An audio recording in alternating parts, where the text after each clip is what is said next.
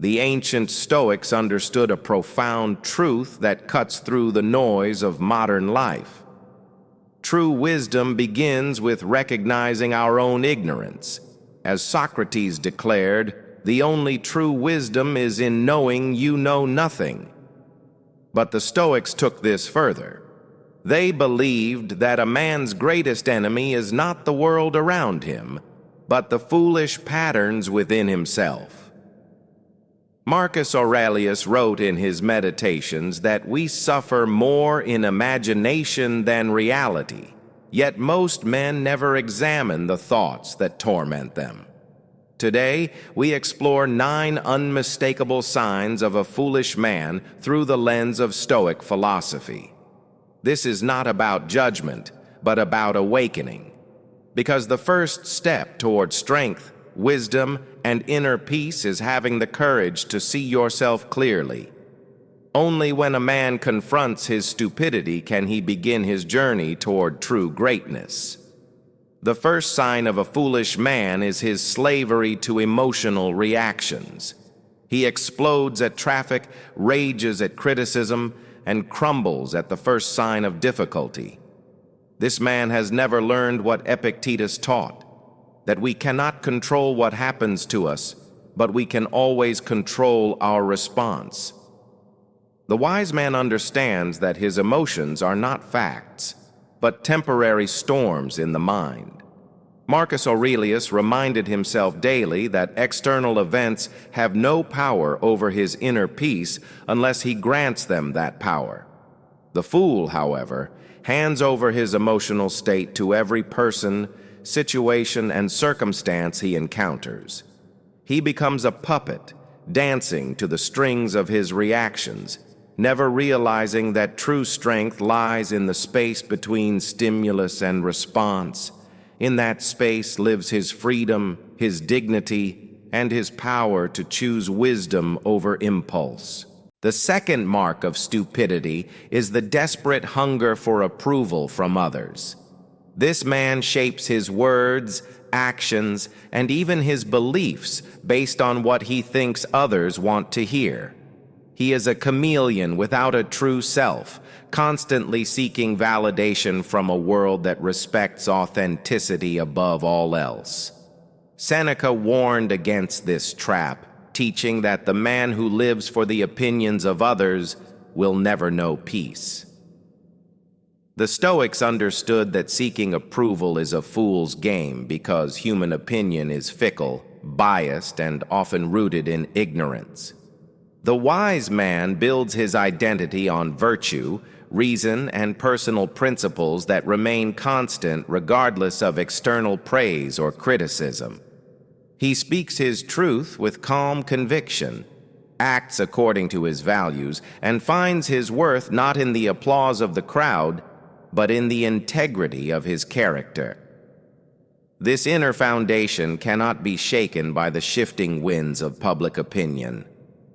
The third sign reveals itself in the fool's refusal to take responsibility for his life. He blames his parents, his circumstances, his boss, his ex-wife, the economy, the government, and anyone else he can find for his problems. This man has never grasped the fundamental Stoic principle that we are responsible for our own flourishing. Epictetus, who was born a slave and became one of history's greatest philosophers, taught that no external force can imprison the mind that chooses freedom. The foolish man, however, remains a prisoner of his own excuses. He gives away his power by insisting that others control his destiny. The wise man takes radical responsibility for his thoughts, actions, and reactions. He understands that while he cannot control every circumstance, he can always control his response to those circumstances. This shift from blame to ownership transforms him from a victim into the architect of his own life. The fourth characteristic of the foolish man is his endless pursuit of pleasure without purpose. He mistakes happiness for momentary gratification, chasing one fleeting high after another while never building anything lasting. This man lives for the weekend, the next vacation, the next purchase, or the next distraction. The Stoics understood that pleasure without virtue is empty, like drinking salt water to quench thirst. Marcus Aurelius wrote that true joy comes not from getting what we want, but from wanting what leads to flourishing. The wise man seeks eudaimonia, a deep sense of well-being that comes from living according to virtue and reason. He understands that discipline creates freedom, that delayed gratification builds character, and that the highest pleasures come from meaningful work, deep relationships, and the satisfaction of becoming who he was meant to be. He does not reject joy, but he finds it in pursuits that elevate rather than diminish his humanity. The fifth sign is perhaps the most obvious. The fool speaks more than he listens. He dominates conversations, interrupts others, and assumes his opinions are facts that everyone needs to hear. This man has never learned that wisdom enters through the ears, not the mouth. Seneca advised us to listen more than we speak, because we already know what we think, but we can learn from what others have experienced. The foolish man, however, treats every conversation as an opportunity to broadcast his thoughts rather than expand his understanding. He misses countless opportunities for growth because he is too busy performing to actually engage. The wise man approaches conversations with curiosity and humility. He asks thoughtful questions, considers different perspectives, and speaks only when his words add genuine value. He understands that silence is not empty space to be filled, but fertile ground where wisdom can take root. The sixth mark of stupidity is the inability to learn from mistakes. The fool repeats the same errors over and over, expecting different results each time. He makes excuses, blames circumstances, or simply forgets the lessons that failure tried to teach him. This man has never understood what Marcus Aurelius knew, that every obstacle contains within it the seeds of growth. The Stoics viewed mistakes not as evidence of weakness, but as tuition paid to the University of Life. The wise man treats his failures as data, analyzing what went wrong and adjusting his approach accordingly.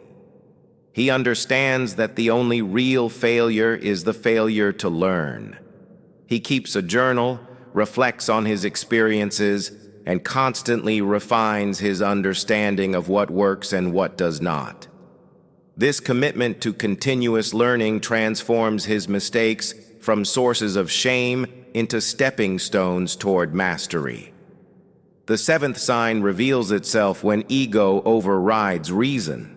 The foolish man cannot admit when he is wrong, ask for help when he needs it, or acknowledge that others might know more than he does.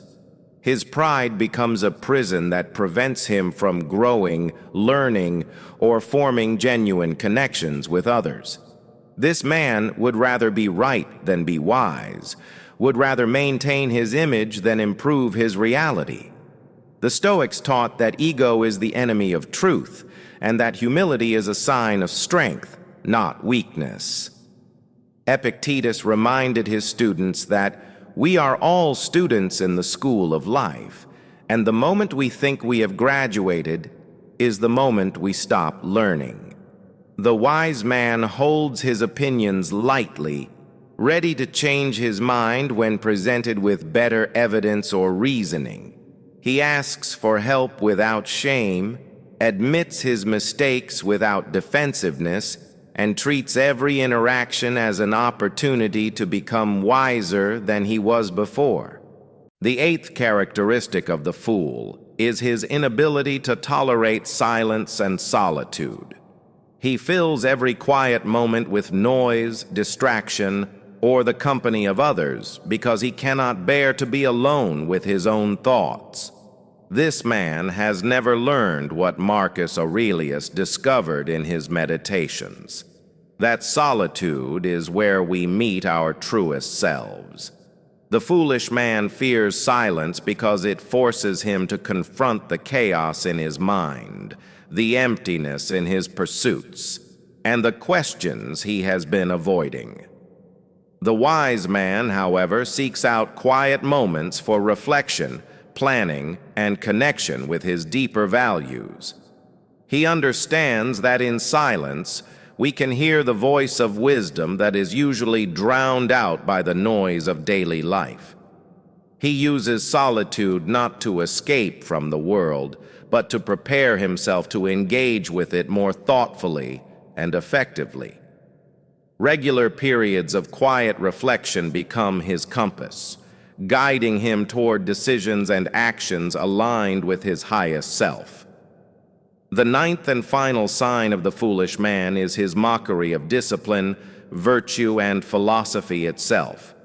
He dismisses wisdom as impractical, virtue as outdated, and self-improvement as self-help nonsense.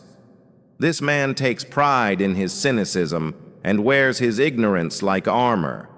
He has convinced himself that caring about growth makes him weak, that seeking wisdom makes him naive, and that striving for virtue makes him a fool. This is perhaps the most tragic form of stupidity because it closes the door to all possibilities of improvement. Seneca warned that the greatest obstacle to learning is the illusion that we already know enough. The wise man, in contrast, maintains what the Zen masters call beginner's mind. He approaches life with curiosity, humility, and a deep respect for the accumulated wisdom of those who have walked the path before him. He understands that philosophy is not abstract theory, but practical wisdom for living well.